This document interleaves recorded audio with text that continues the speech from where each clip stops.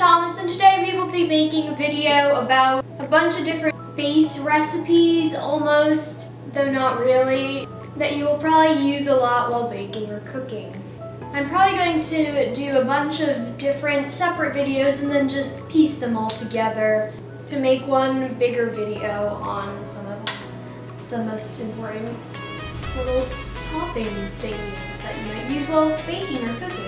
These aren't really real base recipes. It's not like I'm going to be showing you how to make a sponge cake or anything like that. Just things like whipped cream and brown butter, etc. The first thing that we will be doing is whipped cream.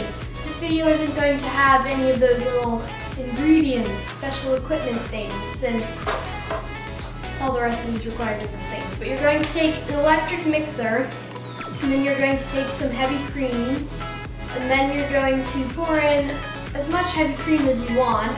Usually I do about a cup for a dessert like chocolate mousse or chocolate truffle tart, but today, since the only reason I'm making whipped cream is actually just to make this video, I'm not going to do that much, and I'm just going to pour in maybe about 1/4 of a cup.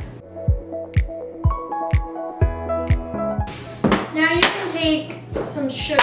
I always use granulated sugar. There's some people who like making whipped cream with like 1/2 cup of powdered sugar and then it's way too sweet.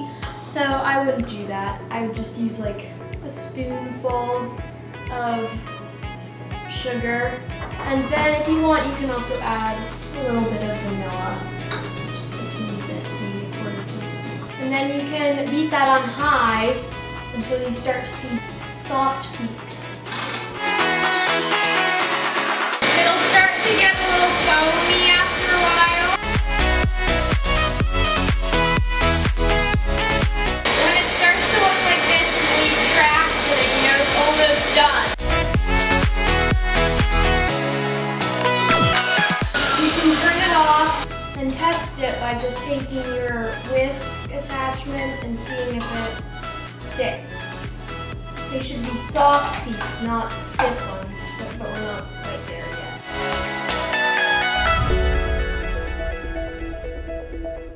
So that is an example right there of a soft peak where it's not super stiff, but it folds over just a little bit, but it's stiff enough that it doesn't just collapse back in. So now we can take out our whisk.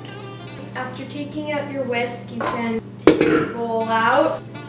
You can serve whipped cream over a bunch of different things. Obviously not something like a cookie, but like a tart, it's really great with. It's also good with something like a pie, though ice cream is also good with a bunch of different pies. So it's just up to you what you want to serve with your whipped cream with. The next base recipe is brown butter.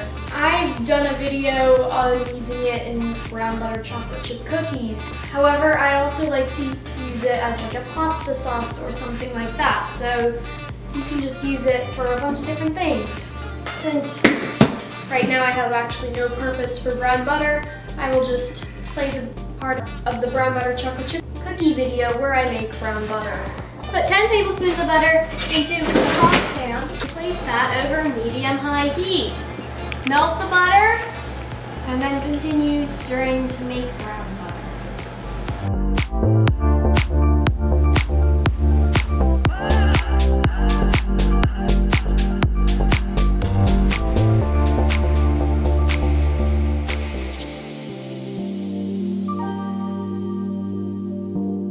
Once the butter is all melted, keep stirring until it starts to get brown.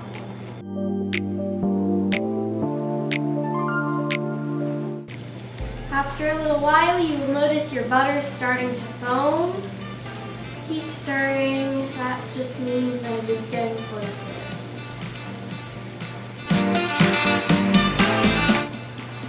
Now it'll start to get really foamy.